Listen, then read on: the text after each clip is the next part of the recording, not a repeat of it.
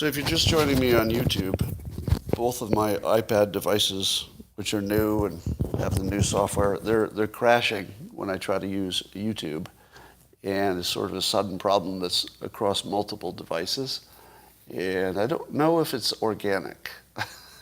So I was just trying to figure out, working with just the locals people, whether I'm being targeted or whether it's just the biggest coincidence in the world. It might be. But how would you like to enjoy a little thing I call the simultaneous sip? I'm pretty sure you would like to, right? You'd love to. And all you need is a copper, a mug, or a glass, a tankard, chalice, a stein, a canteen, jug, or flask, a vessel of any kind. Fill it with your favorite liquid. I like coffee. And join me now for the unparalleled pleasure, the dopamine the other day, the thing that makes everything better. It's called the simultaneous sip. Yeah. And it's going to happen now. Go. Oh, yeah, that's good. That will make everything except my technology work better. All right, let me blow your mind. You ready? Who wants their mind blown? I've been forever curious why it's so difficult, given modern technology, to do easily a split screen with a guest, right?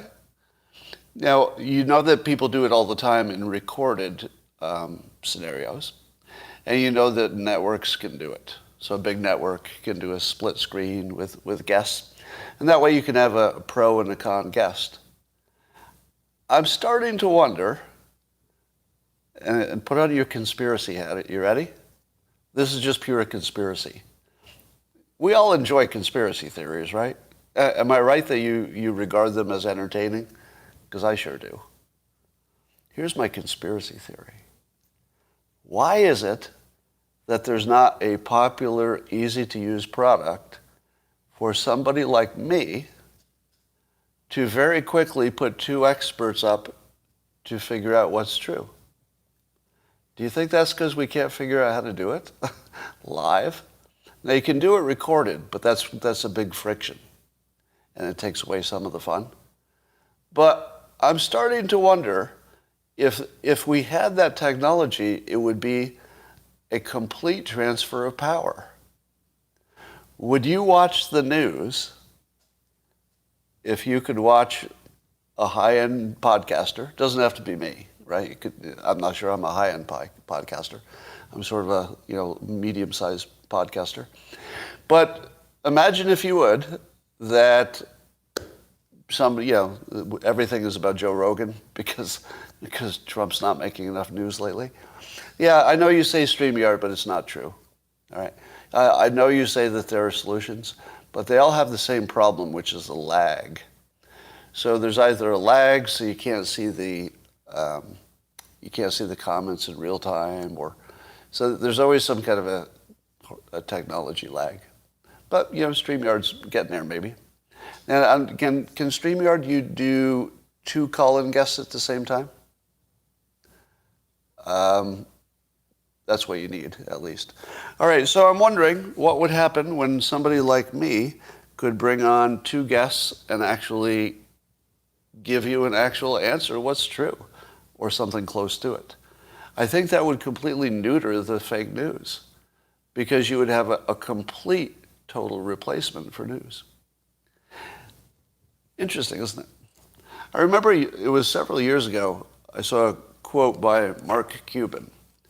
And he said that if you wanted to know what the news is, he checks Twitter. He doesn't check the news. I mean, you wouldn't go necessarily to CNN.com or FoxNews.com. He'd go to Twitter. And I would say the same, right? Wouldn't you? Because Twitter will get all the network sources, but it also gets all the independents and all the individuals. It's going to get the person with a phone who took a picture of the event. So Twitter, in many ways, has already sort of siphoned off a lot of the energy from the major platforms. But imagine if you could go to Twitter and easily call up Tim Pool, just to pick a name, And Tim Pool already had on the two experts who are giving you the real news about what's true and what isn't about the headline. It'd be hard to watch the regular news, wouldn't it? I mean, that little bit of technology that lets you do that quickly and painlessly, just the difference in reducing the friction of how hard it is to do that is going to change the entire nature of power, basically. The entire power structure of the world would be transformed by that technology. And why don't we have it? So that's the thing, is that if you realize how powerful that would be, it would just completely transfer power to independent people who are giving you the news. Maybe there's a reason we don't have it. Just wondering. That's my conspiracy theory. All right, on February 1st, the American public will reclaim its sovereignty over its own health decisions. We appreciate the government's assistance during the crisis. The crisis is over. Do you know what a fake because is? A fake because is sort of something I came up with that's a name for something Cialdini talks about. A fake because is when you give somebody a reason that isn't really a strong reason, but you didn't need one, because you're talking somebody into something that they wanted to get talked into. So when somebody wants to be talked into something, they need any reason. They don't need a good reason, just any reason. So that's the fake because. It's the fake reason. The government wants to get out of the business of regulating the public. The government does not really want to be telling you to wear face masks. The government doesn't want to mandate things. It's a very uncomfortable thing for the government to do because it will never win all your love doing that. It's just not good politically. So in my opinion, the government wants to be talked out of it, but needs data, it needs a reason. It can't just arbitrarily say, well, we were deeply involved, but now we're just going to walk away. Can't do that, right? But as the Omicron takes over and the vaccinations have reached a certain rate and the therapeutics are a certain place and the people who are going to die, unfortunately many of them did, we're at a whole new place. And the government would like to get out of the business of regulating the specifics of your health decisions. They really would. Now, I know you think to yourself, I don't know, I think it's a big plot to control your life. Can you hold that bet? I'll make a bet with you that the government wants to unwind this as fast as you do. It just doesn't quite know how. Or it's not quite time yet, I suppose, would be another way to say it. And I don't have any worry that you're going to be wearing masks forever. Like none. But if you do, let's just agree to check on it in a year. If we're wearing masks in a year, number one, you won't have to worry about me because I'll put a bullet in my fucking head if that's the case. But I don't think we're going to be wearing a mask in a year. So let's just hold that. You know, if you think we are, I won't fight with you. Let's just check it in a year. See who's right. And so the fake because is this, that the public is powered up and gave it a deadline. A deadline is a fake because. But it's also not a crisis anymore. So the moment we, the public, tell our government that the crisis is over, we appreciate the assistance. You don't have to get into what they did wrong. That's a separate conversation. But there's no doubt that the government worked very hard on, I think, on behalf of the public, mostly, right? So I do think you need to thank the government for its hard work, even with the flaws. Nothing's perfect. And I think we need to give them permission to end the crisis. The government needs your permission, you, the public, to define it as no longer a crisis. So let's do that. February 1st, the crisis is over, and that's the fake because. The fake because doesn't replace the fact that there are lots of perfectly good reasons that have existed for a while now. I'm just saying that sometimes you need a political reason.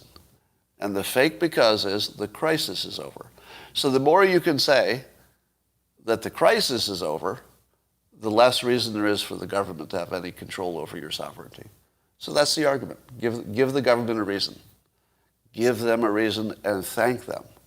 Thank you, government. Here's your reason to stop doing it. I have a question for you. You've all noticed that the troll activity kicked up around January 1st, I assume because it's an election year, right? And I can't tell what percentage of my critics are trolls, but the ones who are just, shouting me down and trying to make my life harder appear to be paid. But I can't confirm that. We know that there are past reports of that exact thing, of people being paid to pester anybody who was pro-Trump, for example. So I'm assuming that these are paid people, but I'm trying to figure out exactly how they imagine their mission. If in fact that's what they were. What would it look like? Would the goal of the trolls be to simply siphon off my energy? So I'm putting less energy into whatever they don't like? Is that it? Are they trying to degrade my influence by changing my brand so people don't pay attention to me? Is that what it is? Are they trying to make me quit talking about politics? Like, I wonder if they actually talk about it that way or conceive of it in that specific way, or is it really just as general as go pester those people? I mean, what would it do? What's the mechanism of why that would be a good thing that you would pay for? I mean, I think it probably does work, and I think it's real. I just would love to hear an insider explain their thinking. Have you ever heard it? Yeah. And people have asked me why I respond to trolls. Do you ever wonder about that? Because I probably respond to trolls maybe more than any public figure ever has responded to trolls. Do you ever wonder about that? The people who are operating at, let's say, not a very deep level, imagine that I'm triggered and that, I've lost it, etc. Well, let's consider the recent example of my tirade against a troll named Shelley. Not my ex-wife, even though that's her name, coincidentally.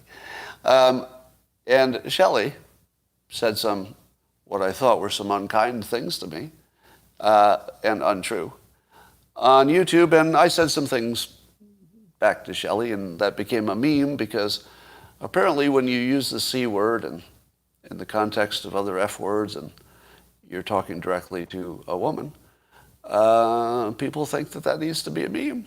So it's going all over the internet still. And people say to me, well, I guess he's lost it. I guess he's lost it. But let me ask you this. Do you really think I couldn't have controlled that? Did anybody think that while it was happening, I didn't have the cognitive ability to predict how that would turn out and to make a conscious decision and a risk management decision about how that would go? Of course I could control that. I chose not to. That was a conscious decision to release my control and just let the dog out. But I let the dog out intentionally. The dog didn't get out on its own. Like it's not an independent dog. When I let the dog out, I'm putting the key in the lock and turning it. I know what I'm doing. Now, some would say it's a bad decision. The people who say that was a bad decision, I'm going to make a bet. I don't have data on this, but I'm going to make a bet. Those who thought it was a very bad decision are probably not themselves famous. And maybe you never will be. Because famous people treat energy differently than the rest of you. If you're an energy monster, as I like to use the phrase, you can create energy and then just surf it. You don't have to be pulled under the wave. You can surf it. Now, it's dangerous, and if you don't know how to surf it, well, you're going to drown. But if you do know how to surf it, and that's probably how you got famous in the first place, then Energy means something different. It's never an enemy. Now, was the thing that people tried to get me banned for that I went hard and especially used such a vulgar term against a woman? What do you think?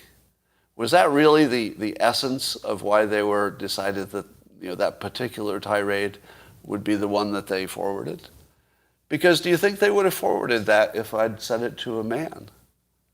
If exactly the same thing had happened, and I even used the same words, if it had been a man, would that have been a meme and something? No, it wouldn't. So let me say this.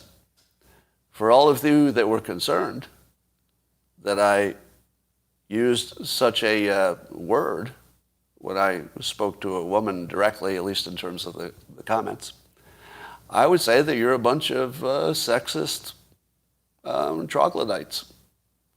Because the way I treat a woman who comes at me first, at least in the verbal sense, right? We're not talking about in the physical world, that's a different standard.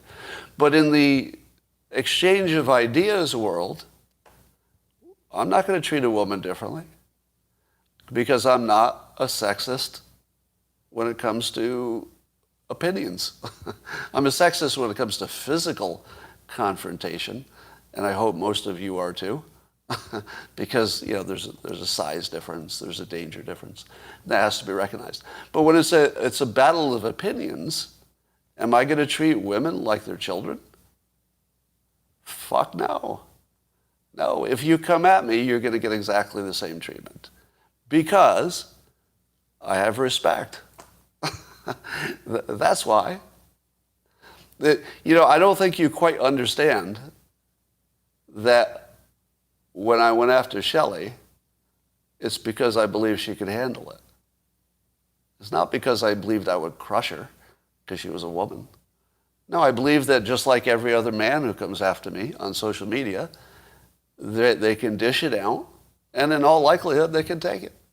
And in fact, I don't think anybody's really bothered when, somebody who's a celebrity or minor celebrity in my case, I don't think anybody cares if a minor celebrity curses at them in public. Do you?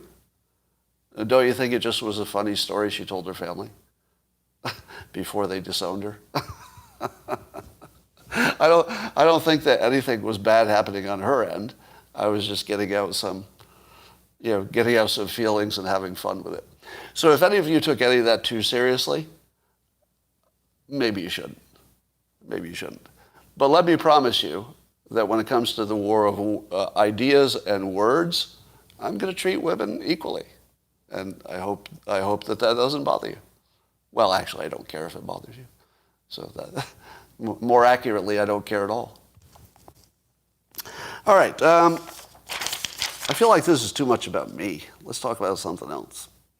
I wanted to ask one of my smartest people I know who was a Biden supporter, and I wanted to say, how do you think it's going?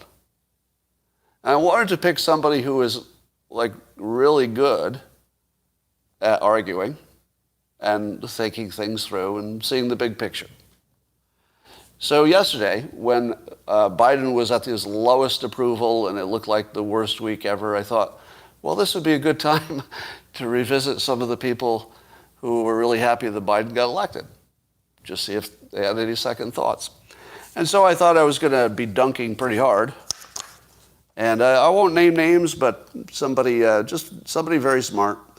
And I asked how they thought it was going, and this person pointed out the following: that the only thing that matters to the future of the world is AI, and Trump was bad on AI, and Biden's good at it, and all of the other stuff doesn't matter. So let me say that again. So the argument was Biden's, everything seems to be going wrong, from the outside, in his worst week. And then the argument in support of him was that none of it matters compared to AI. I mean, it all matters, of course. But compared to AI, it's not even in the ballpark of importance. Because the entire future, especially competing with China, is going to be AI. And if you don't realize that, then you're arguing about all the small ball stuff while the future of humanity is basically just AI, right? I'm extending the argument a little bit for a purpose. But I heard that argument. So that would be an argument if you looked at the only thing that was really, really important to the future. Trump wasn't as good as Biden. Biden's got some more funding, I guess, for that. I will now judge that argument. You ready? Here's my judgment on that argument. Accepted. Argument accepted. Now, I'll give you a little pushback, all right, because, not every argument is clean. Number one, how does anybody know how the United States is doing in AI? That is unknowable. How do you know how we're doing compared to China? Totally unknowable, right? Now, not just because the government would keep it a secret, obviously, but do you think you know what the AI startup that Elon Musk is involved with? And I think Sam Altman might be in that as well. Do you think you know what that's doing? Of course you don't. Do you think you know what that will do next month? What is Elon Musk's AI going to be doing next month? Absolutely no idea. Do you think somebody in China is getting ready to dunk on whatever Elon Musk put together with the other investors who are all, by the way, these are the top smartest people in Silicon Valley and not in Silicon Valley. All right, we're talking about the smartest Americans putting together privately various AI enterprises compared to the government of China investing like a mofo to really, and stealing probably as much as they can. Who's going to win? And let me ask you this. Would it have mattered much if Trump had funded it more? You do kind of think that the more money, the better, right? I mean, that's generally speaking, the more money, the better. But I don't know if that matters for AI. Because do you know what can get all the money it wants? A good AI startup. Am I wrong? I'll take a fact check on that, because I made an assumption there that I don't think I have backing for. But if anybody is in the venture capital business, can you confirm that? That if you had a promising AI startup, the only thing you wouldn't have to worry about is getting funding.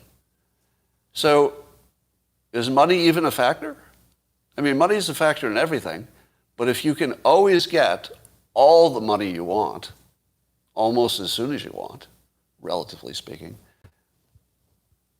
does it matter that China might have government funded something and Biden did a better job of funding than Trump did? I don't know.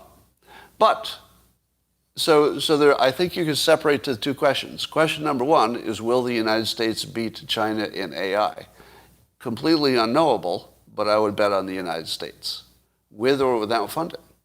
So I would have bet on the United States under Trump, if he had funded the same way, and I would have bet the same under Biden. Now, here's the second question. Biden did his funding in a year that Trump wasn't president. If Trump had won a second term, do you think that Trump's own experts would have convinced him to beef up the AI budget? I don't know. Do you? Maybe it would have happened at the same time. Maybe the reason the funding got approved under Biden is that it was time and that we had learned, more about what China was doing and the argument just came together. Do we imagine that Congress, the way it's constituted now, would have been, let's say, in favor of more AI funding this year, but would not have in the final year of Trump's administration? I mean, did the nature of Congress change that much that AI would have been more or less valuable within those just few years? Don't know. But let's get back to the argument that AI is the big thing. I will I will see your AI and I will raise you Space Force. I would argue that Trump putting Space Force together is going to be more important in the future than a lot of things, still less than AI. I'm going to give AI the edge as being more important than space, but you also have to have space. You also have to have it, and Trump was strong on that, put together Space Force. So from a real-world perspective, it's hard to say that Trump did worse in AI because nobody knows how it's going to go, or even if the funding would have made any difference. But I will agree with the statement that Trump did less on AI, and it was maybe there's a real good argument it's the biggest priority. I don't see anything wrong with that argument. So now you may be saying, and I'm thinking this too, that if that's the argument you come back with, and by the way, there were a number of other arguments about Trump versus Biden that were, I would say, second-tier arguments that were fairly strong. There are definitely some things that Trump was not excelling at. No doubt about that. Anyway, very interesting. I thought it was a strong defense in a context in which I didn't think there would be any. Although I don't know if it matters, really, funding-wise. Trump gave a rally yesterday, and of course he goes right for the dangerous stuff, because that's what makes him Trump. And he said this. He said that white people are being discriminated against in the COVID sense. He goes, quote, "If you're white, you don't get the vaccine, or if you're white, you don't get therapeutics in New York State. If you're white, you go to the back of the line if you want help." Here's my question. Is that going to get fact-checked? And if it is, what would that fact-check look like? And shouldn't we insist that that be fact-checked? Because do they only fact-check things that are untrue? Because he's making quite a provocative claim. I believe you fact-check things that are true as well as things that are untrue. Should we not, all of us, push for a fact-check on this? True or false? And by the way, I don't know if it's true. Honestly, I've read the stories, and I'm still not sure it's true. Because it has the feel of something that shouldn't be true. Like, it's a little too on the nose. Like for the, let's say, the conservative Republican point of view, it's a little too perfect, isn't it? Now, again, I read the stories and they look very convincing. I guess if I had to bet my life on it, I'd bet they're true.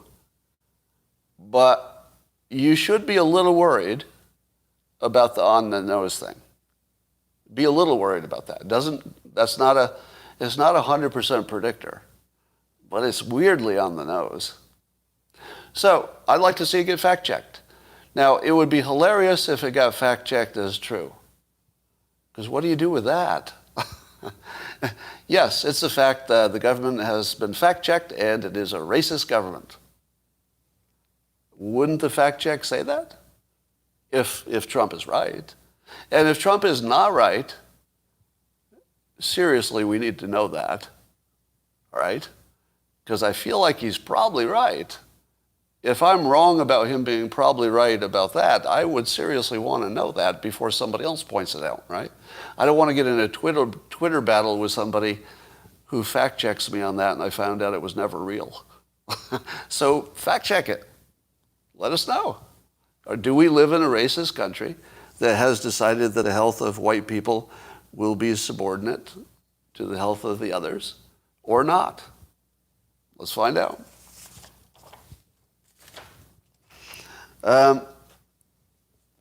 Do you know what way you could make sure that the most people hated you?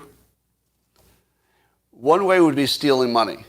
Probably the two most hated people for reasons, lots of reasons. But is it a coincidence that the two biggest philanthropists are also the most hated? Because I don't think it is. I don't think it is. And I've mentioned this before, but I have some new thinking about this. The George Soros question to me, fascinates me, not on a political level, although that's interesting, but on the why can't I figure it out level. So there's a mystery that I'm just drawn to, which is, what the hell is going on with George Soros? Now, I've heard all of your theories. And we'll talk about them. But here's what I'm going to add to the conversation that I haven't added before.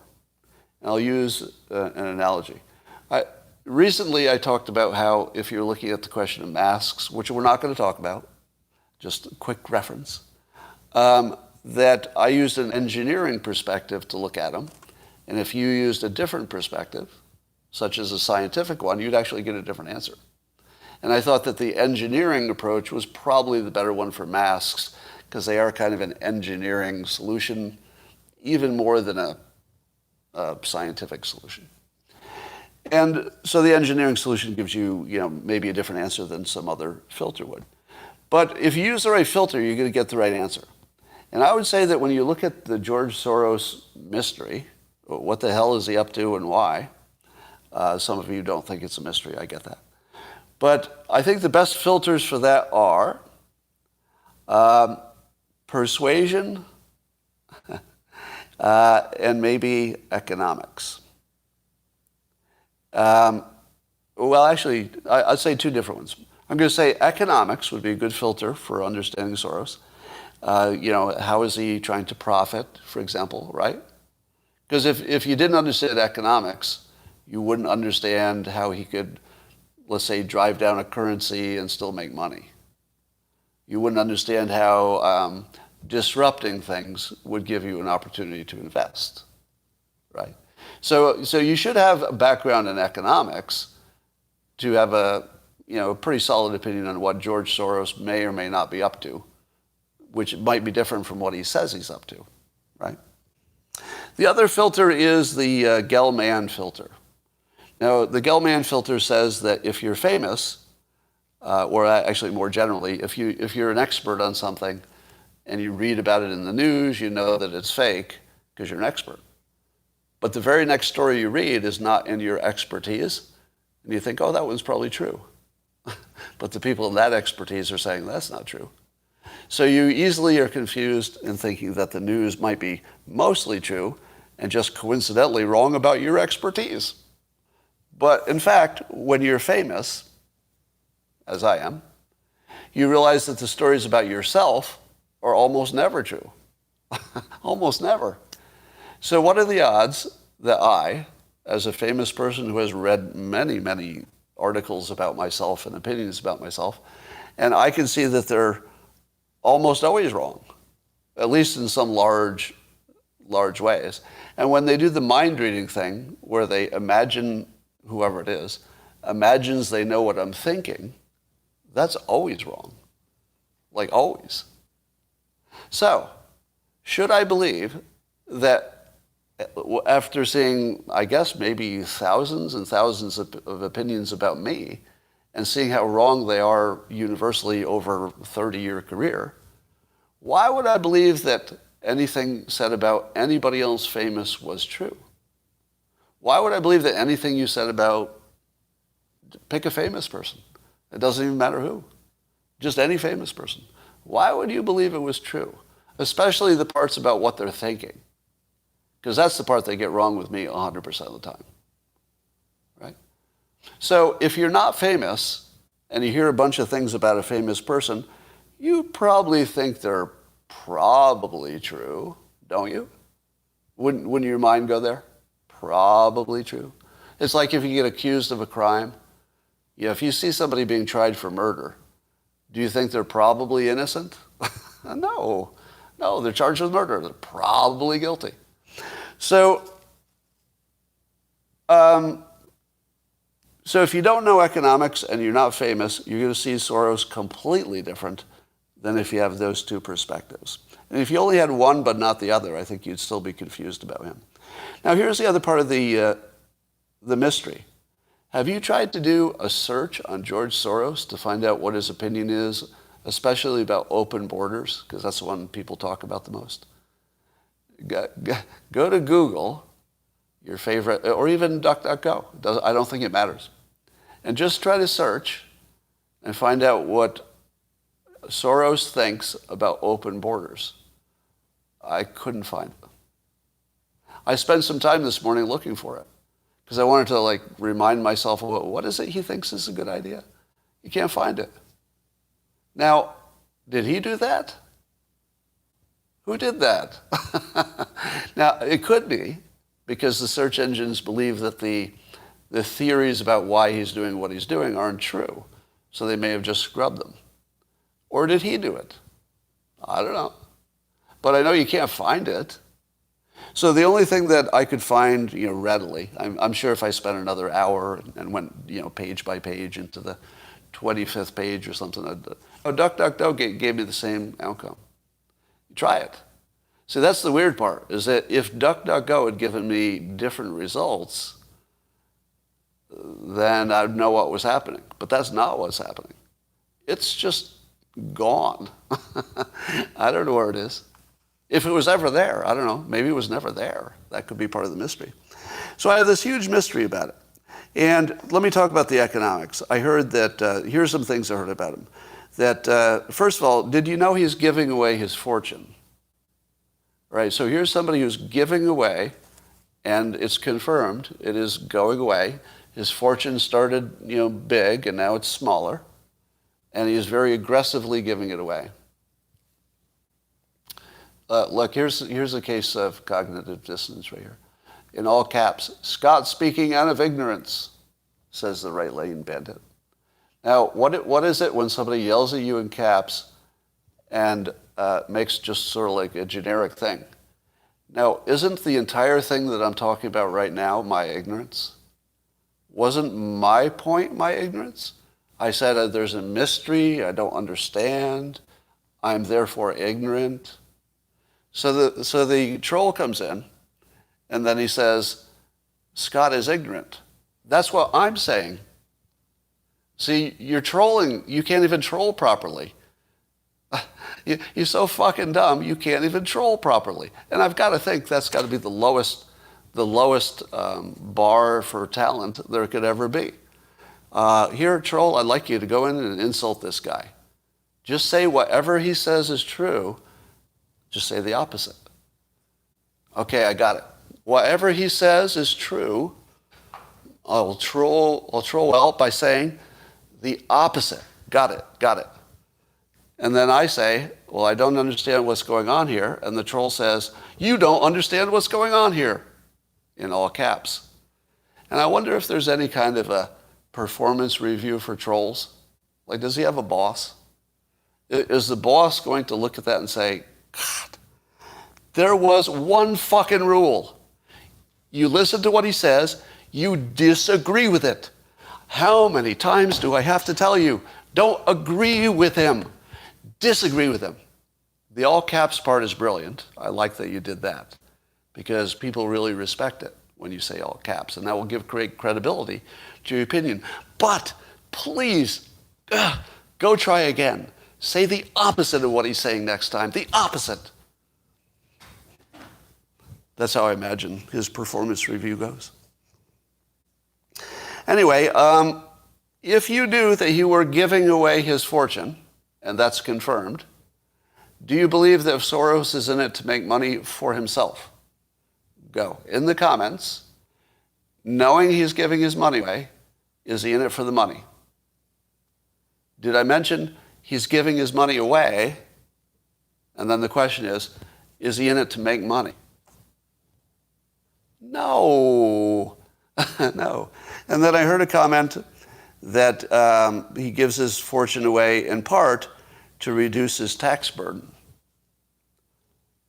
No. No, you don't give money away to reduce your tax burden. That's not a thing. It's not a thing with Soros. It's not a thing with you. It's not a thing with me. It's not a thing with anybody. And it's never been a thing anytime, at any place, in any dimension, in any part of the whole fucking world. In no part of the world has anybody made a fucking penny because they gave money away, like charitably. It's not a thing. You reduce your taxes because you gave your fucking money away. You didn't make money. You didn't find a clever way to get in on the free money racket by giving your money away. So can we at least agree to give up on Soros is trying to make money by giving his money away? He's not. Whatever he's doing, it's definitely not fucking that. All right? Now, we're not saying he's a good guy. I'm not defending him. I'm just saying you can't fucking make money by giving all of your money away. You don't have to have a degree in economics to get that. If you could find a way for me to make money by giving my money away, please send me that link, because I'm going to be all over that fucking shit. I'm going to be like giving my money away so fast. Wow, this is great. Nobody ever told me I could make money by giving my money away to poor people. Look at me making money. Whoa! Whoa! So let's abandon the economic argument. Let's say that he just wants to do it because he has, would you buy that whatever reason he's doing it for is for his sense of what is right and wrong? Could you give me that? Could we all agree that whatever he's doing is his own personal sense of what's right and wrong? Because I think he says that, right? I mean, he says that directly. he writes it. It's exactly what he says. And that seems pretty reasonably, posterity. Might have to do with his ego, right? Could we all get on the same page that it has something to do with ego, posterity, maybe even guilt. Maybe even guilt because of the way he made his money, right? Could be just guilt. Maybe he wants to revive his family name for the benefit of his children. But do we agree that in his personal opinion, which might be wrong, could well be wrong, but would we agree that in his personal opinion, he's trying to do something good for the world? Would you give me that or no? It's a hard question, isn't it? Now, I'm not saying he is doing something good for the world. I'm saying that by process of elimination, since there's no economic benefit that anybody could, reasonably imagine. Well, you say influence, but remember, he's like 100 years old and he's going to be dead. Do you think that he cares about his personal influence that's going to be like a few years left and then dead? I mean, I think he's doing it for after he's gone, right? Don't you think his incentive is more about after he's gone at this point? Because he's like 100. So then the question is, how does he describe what it is he's trying to do? Now, if you look at his website, it all looks like awesome things to help poor people, right? So, but I mean, that's his description of it. That doesn't mean that's what's really happening. And how do you eliminate this explanation? So one explanation is that he's evil and he wants to control things, and I get that.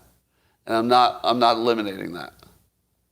So if you're a Soros hater, I will give you this. I don't know how to eliminate the possibility that it's all evil. How would you ever do that? I mean, I can't read his mind. We can only look at what he does, right? That's all we know. So I can't eliminate that. But would you agree that another explanation could be this? That he gives his money to a lot of organizations that don't do exactly everything he would want them to do. Because that is sort of a problem with giving away a lot of money. If you give away, let's say, a lot of money to one organization, you can pretty much control what they do. But if you're giving away a lot of money through a lot of organizations and you're not controlling everything they do, aren't some of them going to be doing more than you want? Now, did you know that Soros is against the progressives? I just read it in his own words. That he considers himself very far from the AOCs and the Bernies. Like he doesn't like them at all. He's a centrist. More of a centrist liberal by his own description. Now you're saying, you're laughing? I'm saying what he says. So he actually complains about them going too far into the impractical. So, what the hell does he want? It looks like he's giving his money away because he wants to help poor people for whatever reasons, I mean, good ones probably, but also good ones for his reputation, his legacy, his ego. As long as those are all compatible with. Here's another one. One of my critics, old fool Adams in caps. Does anybody have just throw in, for those of the NPCs, I know a lot of NPCs are going to be coming here. Good comments for the NPCs would be Soylent Green, 1984, Holocaust, and any of those comments will be perfectly acceptable from the Great Reset. I don't know that I haven't seen Soros connected with that. Now, my understanding of the open borders is that he would like people to easily be able to cross borders for economic reasons. Am I wrong about that? Now, you're probably saying that he wants to do that to take down governments. But when he says take down governments, do you know what he means in his own words? Because he does say he wants to take down governments. You knew that, right? But do you know what he means by that, by taking down the government? He means giving the people more power. He means giving the citizens more power over the government instead of the other way around. Did you know that? Did you know that that's what he means when he says just basically taking power from the governments and giving it to the people who live there? No, I'm not mind reading. I'm saying that's what he says. And I'm not telling you it's true. If I told you it's true, that would be mind reading. I'm just reporting what he says. That would be his own description of what he's doing. I'm reporting it as of, I just read it, like just before I got on here. Now, how many of you think that I'm defending Soros right now? Does anybody have that impression? I see yes. Yes. Now, what does it mean to defend? Because are you reading my mind? Because why would I defend somebody who was doing something evil? Well, did he get to me? Did he bribe me or something? Like, why would I do that? So here's a way. Here's another. When I see the cognitive dissonance tells, I'm going to call them out here. In all capitals, Andrew Richards says, "You are just lost." The "you" and the "lost" are in caps. Now that's just pure cognitive dissonance. Do you recognize them yet?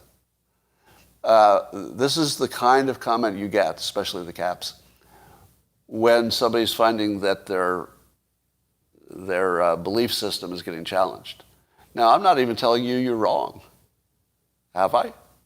Have I at any point said that Soros is not evil? Because I don't know. How would I know? I've heard a lot of things about him, and I can't find good information one way or the other.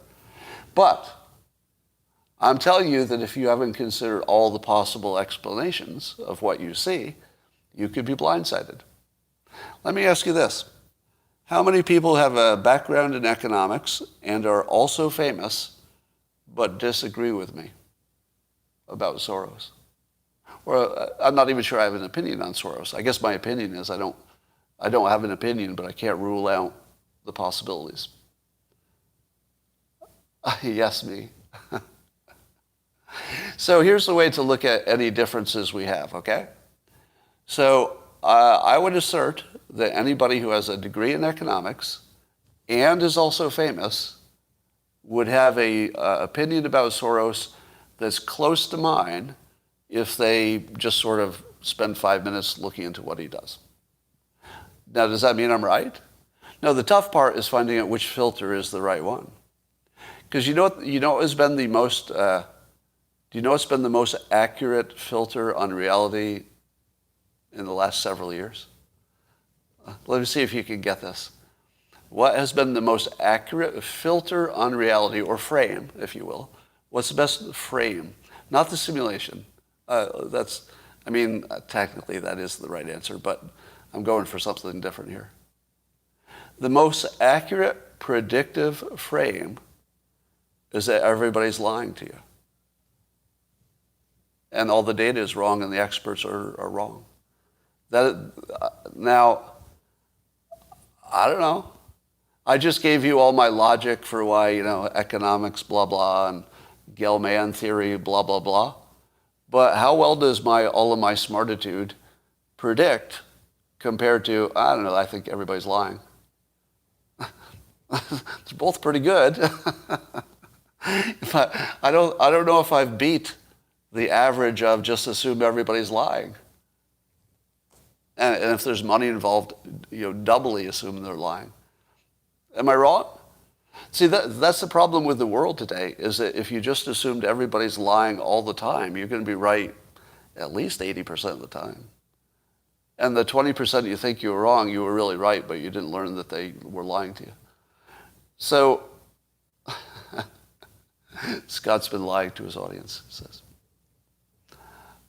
Here's what the Right Lane Bandit says in all caps. So if you want to see some more cognitive dissonance, here it goes. You are ignorant to what Soros has done to countries' currencies. Get educated. Did you miss the part about my degree in economics? Did you miss the part about having an MBA? No, I'm quite familiar with the currency manipulation. That's all factored into my opinion. So now that you know that I understand the currency manipulation, and betting you don't have a degree in economics, guessing that I know more about it than you. So now that you know, my dear troll, that I know more about the topic than you do, does that change your opinion of my opinion?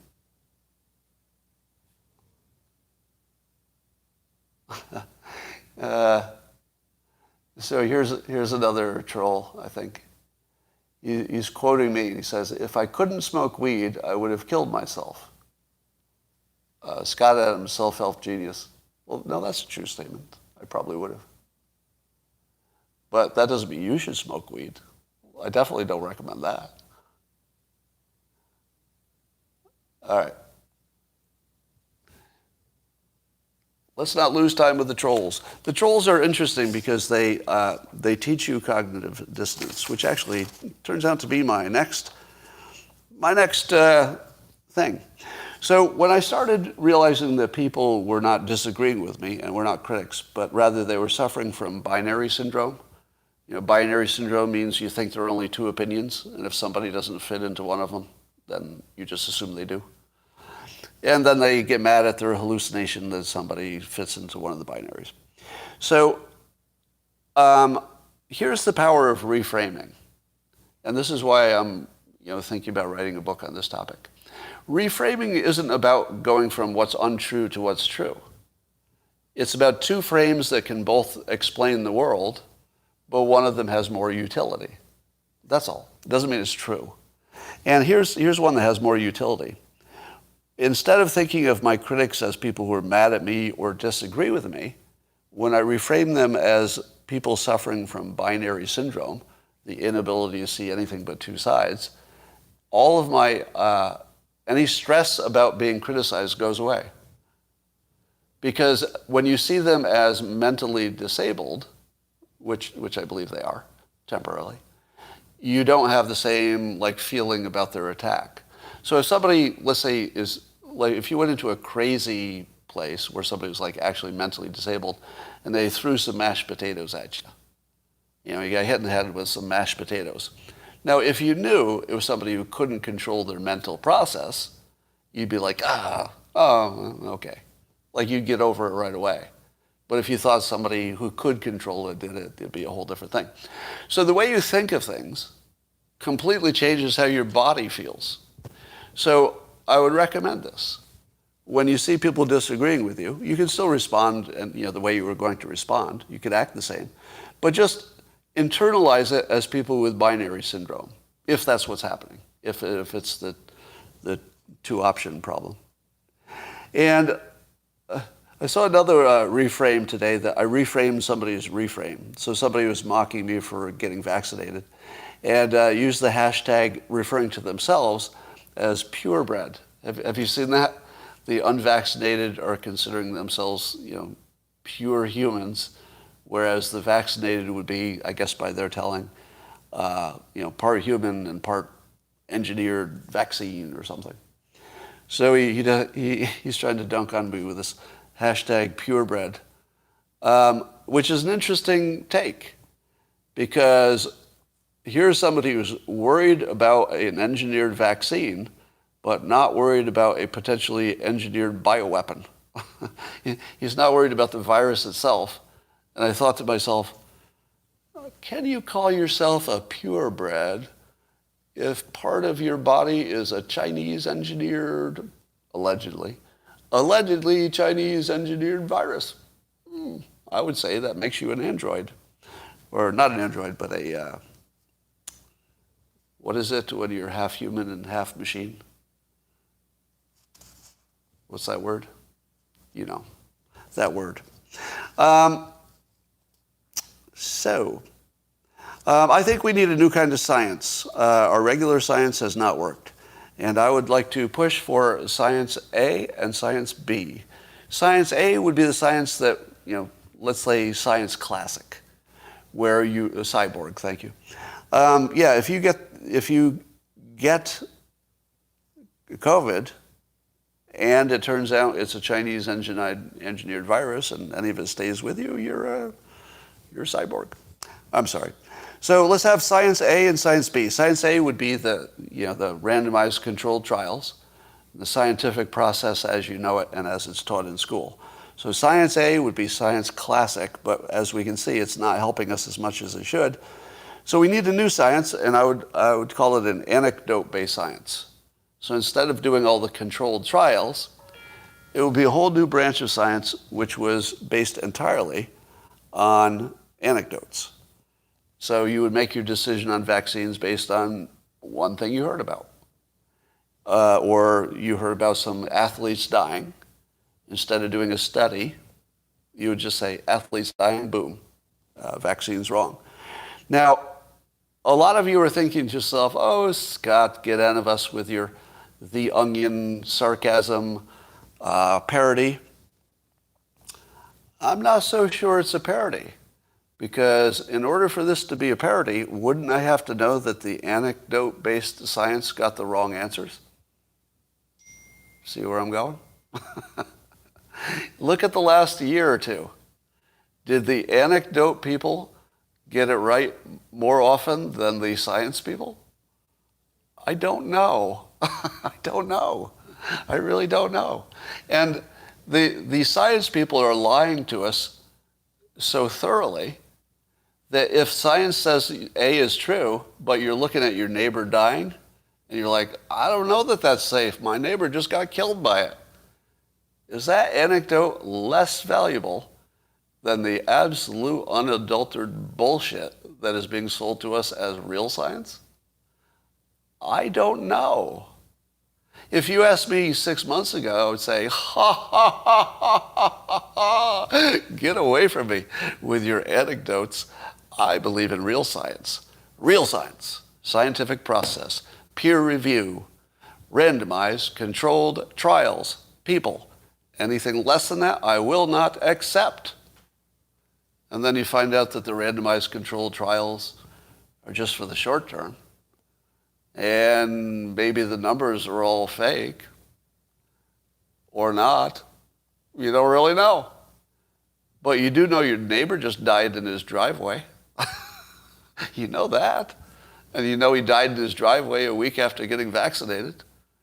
Now, you do tell yourself, well, okay, somebody's going to die anyway, and a lot of people are getting vaccinated. So I do get that it could be a coincidence, and that people do die after getting vaccinated, just by coincidence. But is your neighbor dying in the driveway after a week after getting vaccinated less reliable in the year 2022 than what the experts tell you is the data? I don't know. I don't know. Have I told you before that one of my bullshit filters is when the science and the observation, just your human observation, disagree? So it's good when they agree, kind of bad when they don't. I always use the example of cigarette smoking. Science says that smoking cigarettes will give you lung cancer. Sure enough, the people I know who got lung cancer, 9 out of 10 were cigarette smokers. It fits. Observation, science, same. Is that exactly what's happening here with the pandemic? I don't know. I feel like with the pandemic, observation and science are kind of all over the place. And partly because the science is changing. At the same time, our observations are changing. At the same time, the very situation itself is changing. So the science, the situation, and all the anecdotes are all changing at the same time. So what good is the science in that context? Well, I don't know. Science A and Science B are looking a lot closer than they used to. Scott, should asymmetrical censorship affect vaccine decisions? Well, the trouble with editing is you really do have to make a decision about what's true and what would hurt. And there's no way to do it right. So unfortunately, it's the unsolvable problem. As long as you have human beings deciding who sees what in any way whatsoever, you're never going to get it right. So I think that's about all I want to talk about today. You may have noticed that my follower count is dropping like a rock. Do you think that will change my behavior? Probably not. You know, one of the things about this whatever it is, because I think we've genuinely developed a brand new model that's quite different than any other podcast I've seen. And that model is that we, at least when we're on here at the same time, we're creating something like a meta brain that's the combination of all our brains, you know, with all the crazy stuff plus all the good stuff. And that I feel as though this is almost like a new form of life or a new form of intelligence. It's like a collective intelligence. Because it's here every day. It's dependable, right? You know, it happens on a regular basis. It's not just a one and done. And it's getting stronger, I would say. I would say that as people are coming in and dropping out and, you know, being acquainted with different thinking styles, that people are getting smarter, and that this collective brain we're forming here is getting stronger. And to me, that's kind of amazing. I mean, deeply amazing. And I don't know how far we can take it. But if you think that the game here is for me to get the largest follower count, would you agree that I would be acting differently if that were my goal? You can see that, right? Like, can you all see that? You know, you can tell from the production quality to the topics to the way I challenge my base, or let's say it's not my base, but the way I challenge the people who are my regular viewers. You can tell I'm not trying to just make you happy. Like, I'm trying to entertain you, of course, because that's part of the process. But, yeah. Newsstream says, we see you've changed. So now I think my take on that, the people who says you've changed, usually they mean my opinion on something. Is that what you mean? Say more about that. How many people think that I've changed? And what does that mean? Do you mean my opinions have changed? Or do you mean that, you are more defensive? Well, would you like a reason for that? So have I told you before that if I have a bad day, I like to batch up all of the unpleasant things I like to do at the same time? I've told you that strategy before, right? Like, if you need to fire somebody and you're like, it's going to ruin my day too. I don't want to fire, but I have to fire somebody. That if you're having a bad day anyway, and there's nothing you can do about it, it's just going to be a bad day, well, use that day to fire somebody, because the day's already ruined. You're just intelligently combining things. Likewise, if you have a real stressful day at work, that's a real good day to exercise, because it'll really give you that extra push. So sometimes when you see me acting, I would say aggressive, not defensive. The stuff you see as defensive is trying to correct the record. Because the trolls, if there are enough trolls, they create the record of who I am. And if the trolls create, let's say, a dominant record that is bigger than my own brand, then they could take me out of the game. So if you want me to be taken out of the game, then I should not respond to the trolls, because then they would define me. And anybody who Googled me would get them first. They'd say, oh, he's the guy who believes this crazy stuff. So part of the show is to show you what's wrong with their thinking and also to attack them, because I like to do it at least humorously when I can. If you haven't seen me go after the trolls, I do it as entertainment for you as well as working things out for me. But here's the extra level, the part that is less obvious. Do you remember when I was taking prednisone and I told you it was making me super aggressive? Many of you remember that. And I could tell too. Like it was really noticeable that my aggressiveness was just through the roof. Now I'm not on prednisone now, so I'm not on any kind of pharmaceutical or anything that would make me more aggressive. But sometimes things in your personal life are not going swimmingly right. And sometimes you need to get out a little aggression. And so I've increased my workouts, which is working out really well. And then when my trolls come after me, instead of saying, ugh, I'm going to have to fix this again, another troll saying I believe something I don't believe, and I'll correct it. But instead of doing that, I'm like, well, fuck you. I think I'm going to have some fun with this troll. So, yeah, so sometimes you're just seeing me working out my aggression on the trolls, and you shouldn't take it too seriously.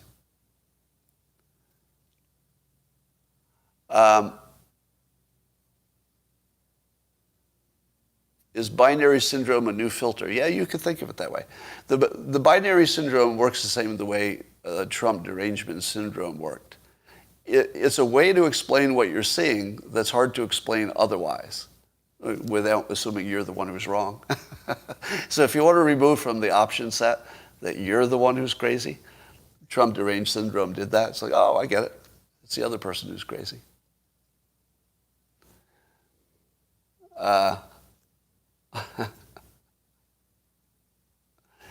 Yeah, I don't have any unsolvable problems, in case you're wondering.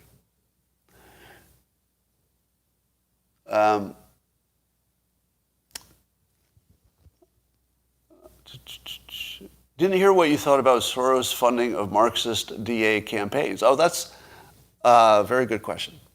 So somebody said, what do I think about the Marxist the funding of DA campaigns? So in America, a lot of our district attorneys got into office with some Soros funding, which, by the way, I don't know how that works. Is he American? Can somebody tell me, does Soros have, he's not American, is he? How does foreign money come into our elections? Yeah. Well, I mean, I know he was born Hungarian, but he doesn't have an American citizenship, right? So it's hard for me to understand how that's even legal, that money outside the United States is influencing our elections. I don't get that part. There's something I don't understand about how we allow that. I mean, I get that it's going through other entities. So I understand the flow, but I don't know why we allow that. Why is that legal? Anyway, so the question was, how do I explain funding the progressive DA prosecutors who are letting everybody out of jail for fairly serious stuff? And that goes back to my original calculation that he doesn't know exactly what he's getting for his money. In other words, he may be throwing his money at people who lean left without knowing exactly what that's getting him, because he thinks that might be like a little closer than the extreme right. So I would love to hear in his own words if he thinks he's getting what he bought. I'm going to make a prediction that you will never hear Soros say that the crime rate, which does have a lot to do with how many people are being prosecuted, I don't think he's going to support it. Like if you asked him that directly, well, what do you think about this? I think he's going to say something more along the lines of, I wanted to elect people who weren't putting people in jail for weed. Like, I feel like that's what he was going for, like maybe fewer drug-related prosecutions, and then he got people who were too extreme? Maybe. But this is what I say. And to my critic who was agreeing with me, remember, I'm coming at this from a point of extreme ignorance, and that's the point. Why can't I figure this out?